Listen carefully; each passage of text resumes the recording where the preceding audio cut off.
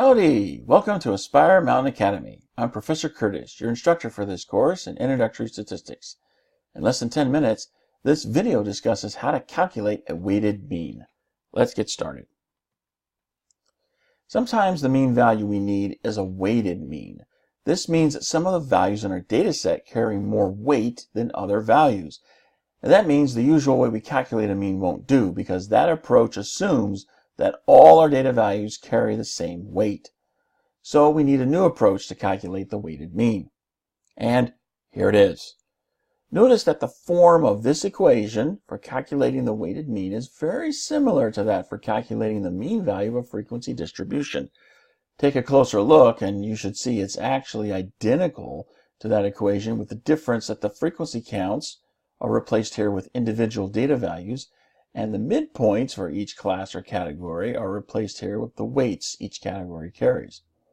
Performing the calculation is exactly the same. Okay?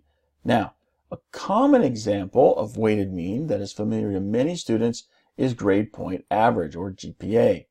Calculating GPA works exactly this way because each class that we take in college has a certain number of credits, and the letter grade for each class has a certain weight assigned to it.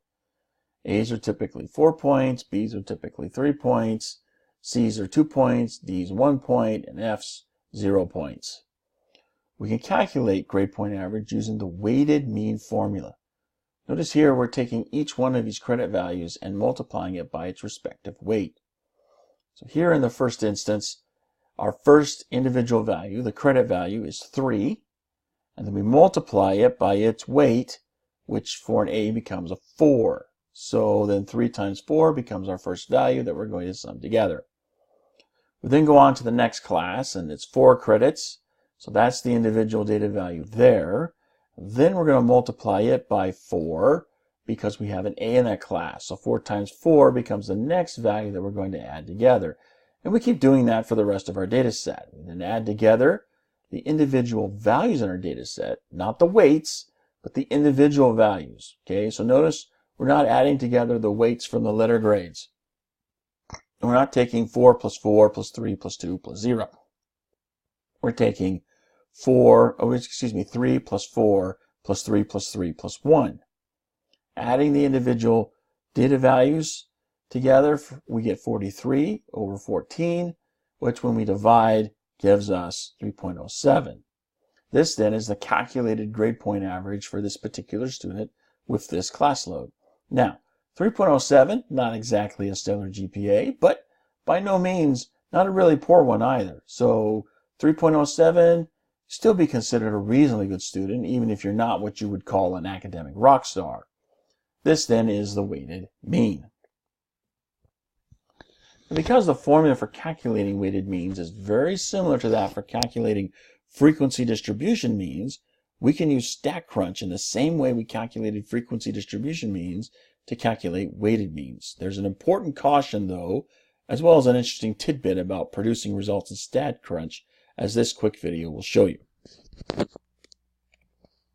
Okay, here we are with the grade point average data file in our StatCrunch group, and you can see here the same table that you saw in the lecture video, only I've added another column here for the actual weights.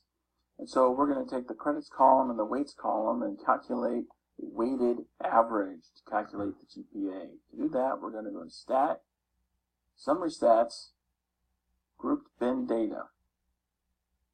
Now it's really important that you get this in the right order. Okay, the bins are going to be the weights, and the counts, instead of frequencies, are going to be the actual credits. These are your individual data values, which for GPA is going to be the credits, and then the weights that you ascribe to each of the categories you're going to put into the bin column here. You need to get this straight, because if you reverse this, you're going to get a different number, which won't be right. We're going to leave this radio button alone, click on the mean, hit compute, and voila!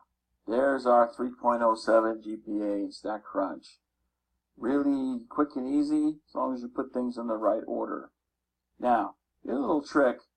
If you want to go back to the options window, notice how many of the options window there's an option in here for many of the things you do in StatCrunch, a box for store in data table. If I click that box, then I hit compute. And now instead of getting my results in a results window, the results are actually placed here in my data table. So if you ever want the results to be here in a data table so you can do further calculations with it, for example, that's the way you get that done. Of course, if I go back to my edit and click that box, notice it doesn't get undone. So once you do it, it's there. But if you ever want it to be there, that's how you get it there. So hopefully that helps you out. And that brings us to the end of this mini lecture. I hope you found it helpful. You can find more mini lectures for this and other courses at AspireMountainAcademy.com. Thanks for watching. I'll see you in the next video.